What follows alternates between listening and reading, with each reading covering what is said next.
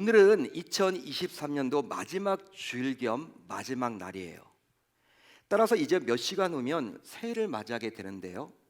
다사다난했던 한 해를 보내면서 여러분들 모두 정말 열심히 살아왔습니다. 그럼에도 불구하고 아쉬움 또한 있을 것 같아요. 아쉽죠, 여러분? 좀 더 할 걸, 열심을 낼 걸, 후회되는 것들이 분명히 있을 거예요. 하지만 새해를 앞둔 엄중한 시점에 신자인 우리가 반드시 기억해야 하는 것이 있다면 그것은 바로 무엇이냐? 금년 한 해 모든 것이 전적인 하나님의 은혜였다라는 사실입니다. 왜냐하면 삶이 정말 힘들고 고단하고 어려웠죠. 여러 가지 많은 사건과 사고들이 있었죠. 그럼에도 불구하고 그나마 이렇게 한 해를 마무리 짓게 된 것은 하나님의 은혜로밖에 설명할 수 없기 때문이죠. 그런즉 하나님의 은혜가 아니고서는 어찌 우리가 오늘까지 달려올 수 있단 말입니까? 우리가 금년도 마지막 예배를 드리고 있는데 어떻게 우리가 이 마지막 예배를 드릴 수 있단 말입니까? 전적인 하나님의 은혜로밖에 설명할 수가 없는 거예요.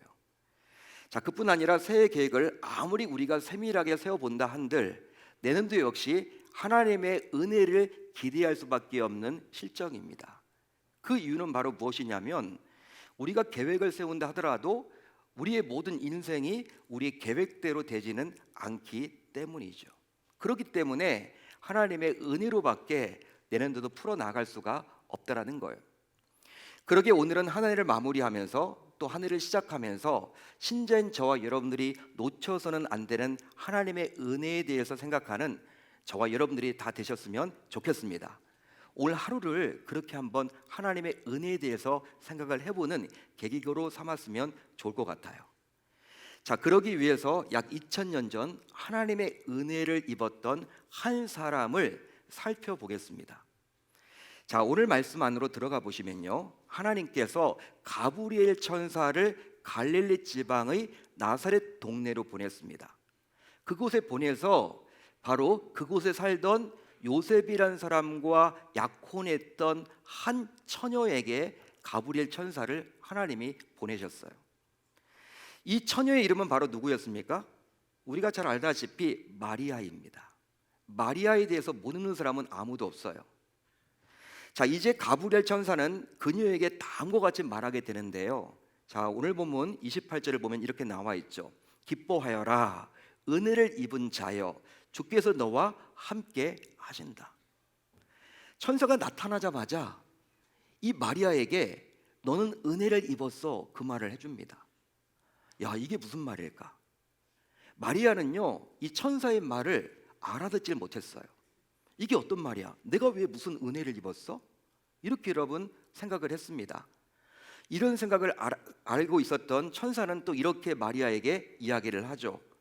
두려워하지 마라, 마리아야, 내가 하나님의 은혜를 받았다.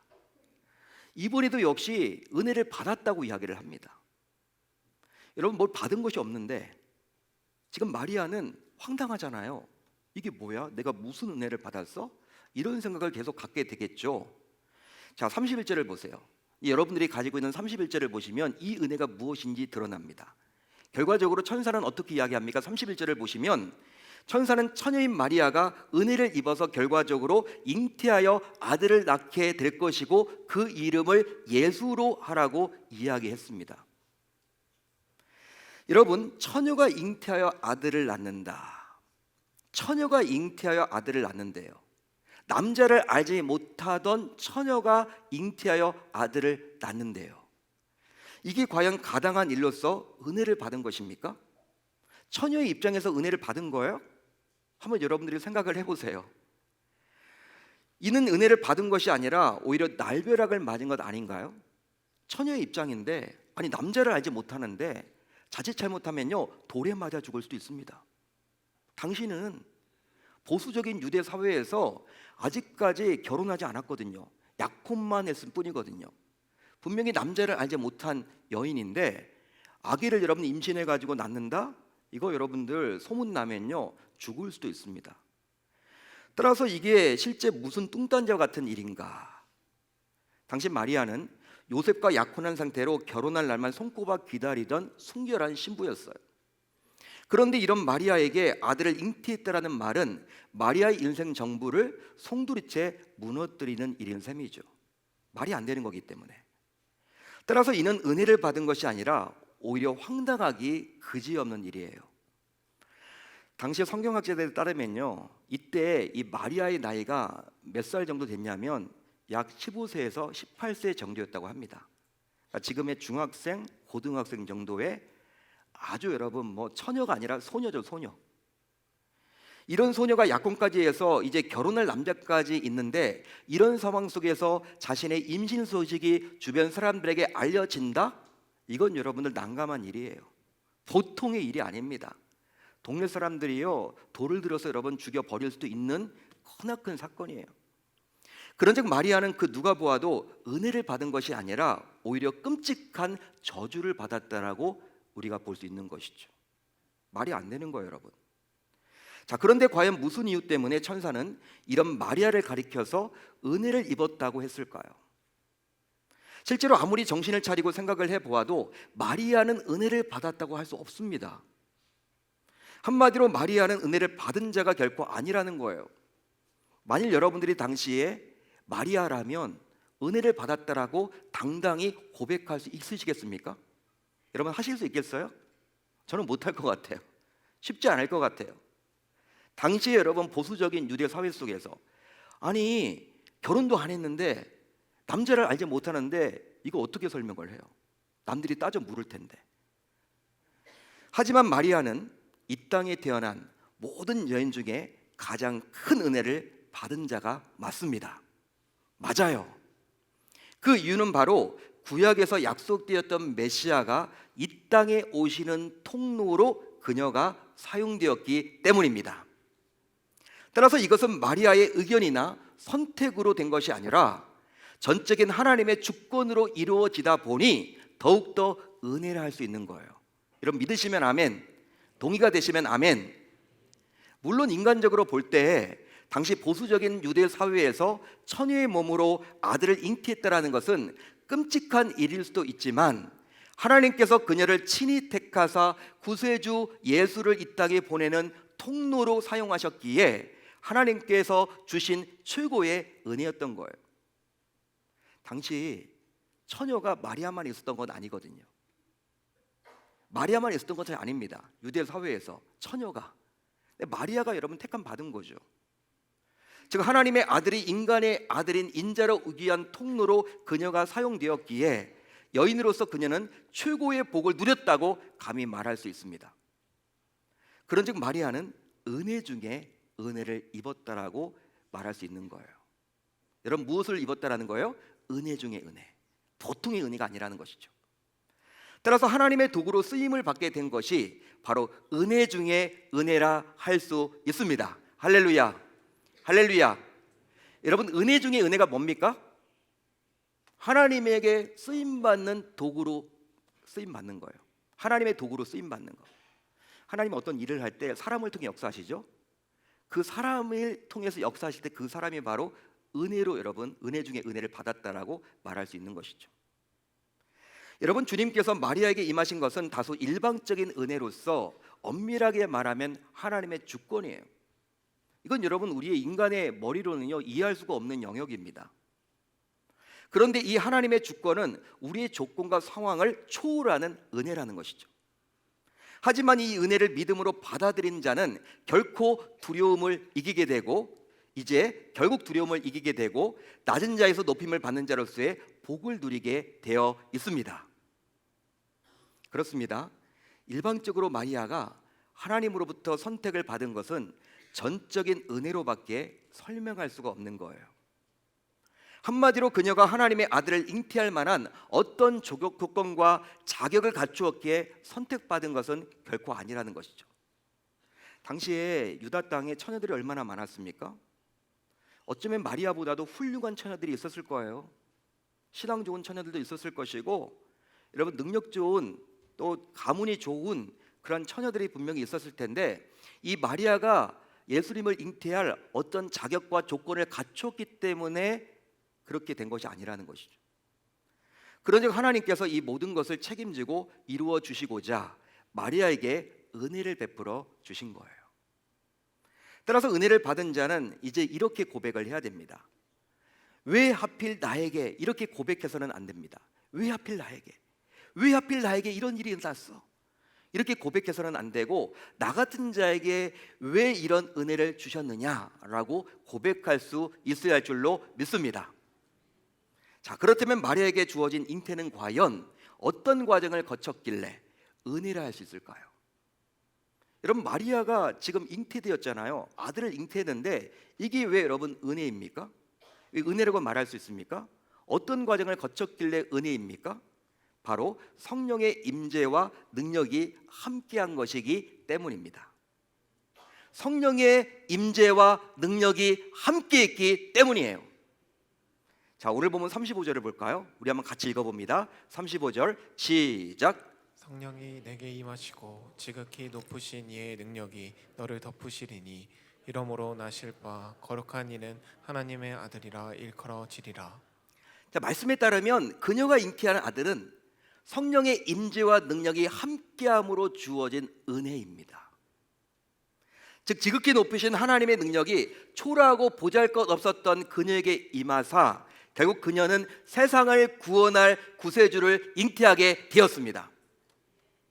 계속해서 이제 오늘 본문 37절, 이 37절을 주목하셔야 돼요.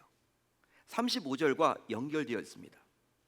자, 37절 이렇게 기록이 되어 있죠. 우리 한번 같이 읽어봅니다. 시작. 대저 하나님의 모든 말씀은 능하지 못하심이 없느니라. 자, 대저 하나님의 모든 말씀을 능하지 못하심이 있다 없다? 없느니라. 아멘이죠.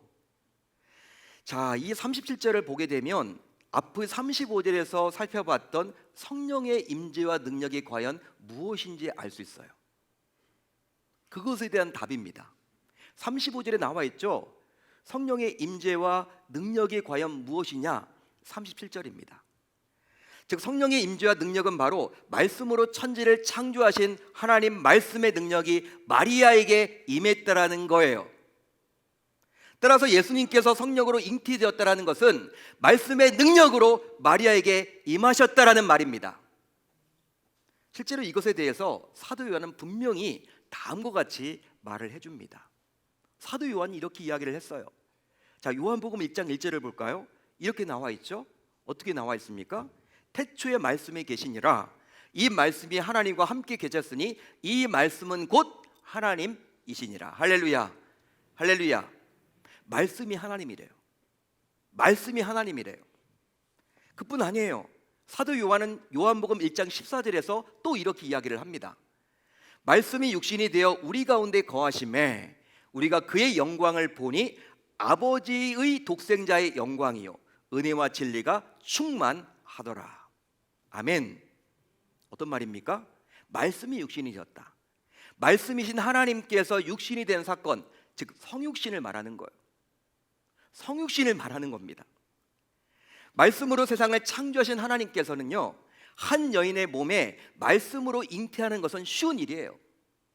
우리의 관점, 우리 인간의 이성적인 관점으로 보게 되면 말이 안 되는 것처럼 보여지지만 그분은요, 말씀 하나로 우주 만물을 창조하신 만군의 여호와 하나님이십니다. 그렇기 때문에 성육신, 여러분 성령으로 잉태되었다 예수님을, 이거 여러분 그분에게는요 쉬운 일이에요. 우리의 관점은 어렵지만 하나님은 하실 수 있으십니다. 그런즉 이런 특별한 호의를 입어서 잉태된 마리아로서는 하나님으로부터 커다란 은혜를 입었다라고 감히 말할 수 있는 것이죠. 보통 사람들은 경험하지 못하는 일이잖아요. 보통 사람들은 경험하지 못하는 일이잖아요. 여러분 그뿐만이 아니에요. 그뿐만이 아닙니다. 이제 마리아는 말씀에 순종함으로써 더 큰 은혜를 입은 주인공으로 인정받게 되었습니다. 실제로 그녀에게 임했던 은혜는 그녀로서는 쉽게 믿을 수도 없었죠. 그리고 쉽게 받아들일 수도 없었습니다. 아니 처녀인데 한번 생각을 해보자고요. 아니 처녀가 잉태하여 아들을 낳을 수 있습니까? 남자를 모르는 처녀가? 아직 결혼하지 않았는데? 관계를 맺지 않았는데? 이거 불가능한 일이거든요.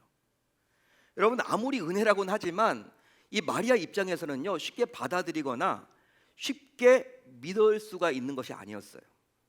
그러니까 우리처럼 여러분 쉽게 믿지 못하는 거예요. 그러나 그의 친족 엘리사벳에게 일어난 일을 보면서 스스로 하나님께서 하시는 일임을 깨닫고 자기 자신도 역시 순종하기로 결단하게 되었습니다. 여러분, 친족 엘리사벳이 있었거든요. 마리아의 친족 엘리사벳. 그런데 이 친족 엘리사벳은 나이가 많은 여성이었습니다. 아이를 낳지 못해요. 나이가 많아서. 이제 여러분, 생리가 끊겼기 때문에 아이 낳는 것은 거의 불가능해요. 낳을 수가 없습니다. 과학적으로 말이 안 되는 거예요. 그런데 지금 천사가 와서 뭘 알려줍니까? 야, 6개월 전에 지금 네 친족, 그 불가능한 아기 낳는 것 불가능한, 임신되는 것 불가능한 그 엘리사벳이 임신되어서 지금 6개월 있어. 지금 6개월 됐어 벌써. 그 이야기를 지금 누구에게 해주고 있어요? 마리아에게 해주고 있단 말이야. 마리아가 그 천사의 말을 듣자 어떤 생각이 들었습니까? 아하, 이것은 하나님의 일하심이구나. 하나님의 역사구나. 그 하나님의 역사로 엘리사벳, 임신이 불가능했던 그 엘리사벳이 임신되어서 아들을 낳을 수 있다면 나에게도 역시 마찬가지지 않을까? 나에게도 하나님께서 하신다면 불가능이 없을 텐데, 이런 마음으로 말씀에 순종하기로 결단합니다. 그 내용이 바로 어디에 나와 있습니까? 바로 38절에 나와 있죠. 이 38절은요, 그녀가 순종하겠다는 믿음의 고백이에요.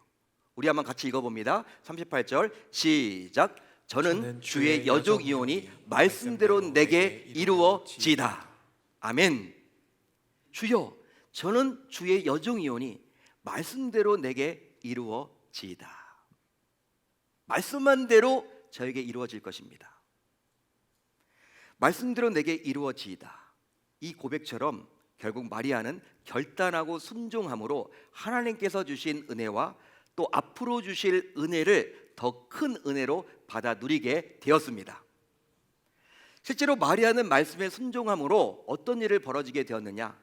마리아가 말씀에 순종했을 때 두려움을 이기게 되었습니다. 여러분, 얼마나 두려웠을까요? 당시 마리아가 뜬금없이 천사가 나타나가지고 남자는 모른 자기에게 임신해서 이제 잉태해서 아들을 낳을 것이라고 하니, 이거 여러분들은 어떻게 받아들여야 되죠? 여러분, 이 소녀의 몸으로서는요, 마음으로서는요, 감당하기 힘들었을 거예요. 무서웠을 거예요. 두려웠을 거예요. 겁이 났겠죠. 그렇지만 말씀에 순종하니 결국 두려움에서 자유롭게 되었어요. 그뿐만이 아닙니다. 또 마리아가 말씀에 순종했더니 어떤 일이 벌어지게 되었느냐? 담대하게 하나님께서 하실 일들을 소망하게 되었습니다.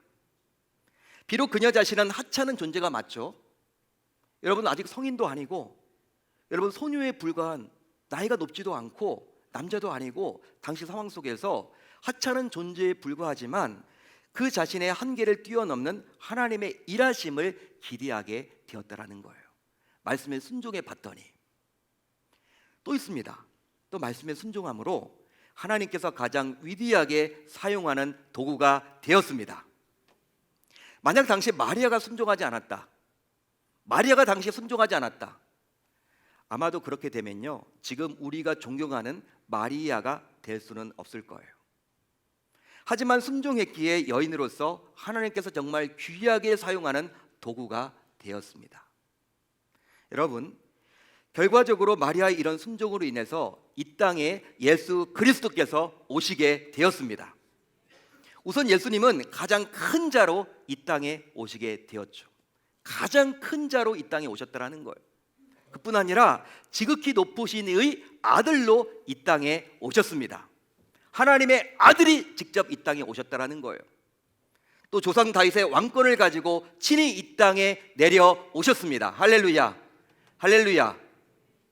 사랑하는 성도 여러분, 그런데 너무나도 안타깝게도 마리아가 받았던 이 은혜를 헛되이 하는 자들이 요즘 우리 주변에 너무나도 많아요.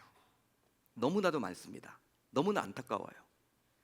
실제로 천주교는 마리아를 존경하는 차원을 넘어서 숭배함으로 그녀에게 주신 하나님의 은혜를 헛되이 하고 있습니다. 헛되이 해버려요.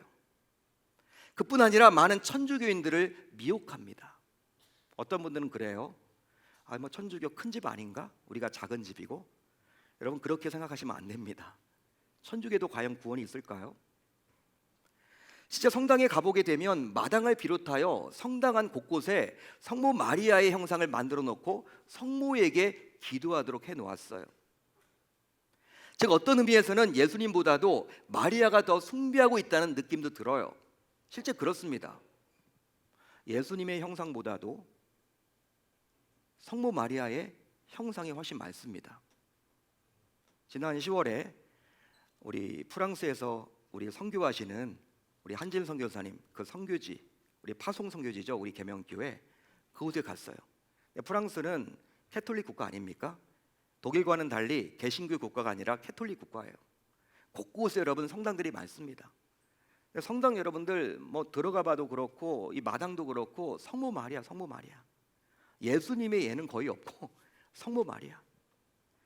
그렇습니다. AD 431년 에베소 회의를 통해서 천주교는 마리아를 성모, 즉 데오토코스인 하나님의 어머니로 부른 이후 지금까지도 그녀를 철저하게 숭배합니다. 여러분 성모라는 말이 뭐예요? 하나님의 어머니란 뜻이에요. 하나님의 어머니가 있나요? 더욱이 하나님의 어머니로 숭배하고 섬기다 보니까 심지어 성모 무죄설, 마리아는 죄를 지을 수 없다 이렇게 주장합니다. 마리아도 사람인데 왜? 신으로 만들어야 하기 때문에. 그뿐 아니라 성모 승천설, 예수님은 승천했지만 성모가 승천했습니까? 성경에 이게 나오나요? 안 나오는데도 성모 무죄설, 성모 승천설과 같은 비성정적인 교리를 주장한다는 거예요. 심지어 성모를 통해서 기도하면 더 확실하게 응답받을 수 있다고 여기며 예수와 같은 반열, 오히려 예수 위에 반열에 있다고 주장해요. 이처럼 성모를 신성시해야 하기 때문에 천주교는요 마리아가 평생 처녀로 살았다라고 주장합니다. 과연 그럴까요? 과연 그럴까요? 아니에요. 여러분 성경인 마태복음 13장을 보면요 마리아가 요셉과 결혼하여 예수님의 동생들을 줄줄이 낳았다고 기록해 줍니다. 어디 나와 있습니까? 제가 알려드릴게요. 이는 그 목수의 아들이 아니냐, 그 어머니는 마리아, 그 형제들은 야고보, 요셉, 시몬, 유다라 하지 않느냐, 그 누이들은 다 우리와 함께 있지 아니하냐, 그런즉 이 사람의 이 모든 것이 어디서 나느냐 하고. 자, 이 구절은 바로 예수님의 고향 사람들이 왜 자신들이 예수님을 배척하는지를 말하면서 하신 말씀이에요. 그런데 잘 보면요 마리아는 요셉과 결혼하여 예수님의 동생인 야고보, 또 요셉, 또 시몬, 또 유다와 여러 누이들을 낳았습니다. 성경에 분명히 기록이 되어 있죠. 따라서 성모가 평생 처녀였다라는 천주교의 주장은 결코 바르지 않아요. 바르지 않습니다. 이처럼 천주교가 마리아를 숭배하는 것은 마리아가 받았던 은혜에 대해서 먹칠하는 것과 다를 바가 없습니다.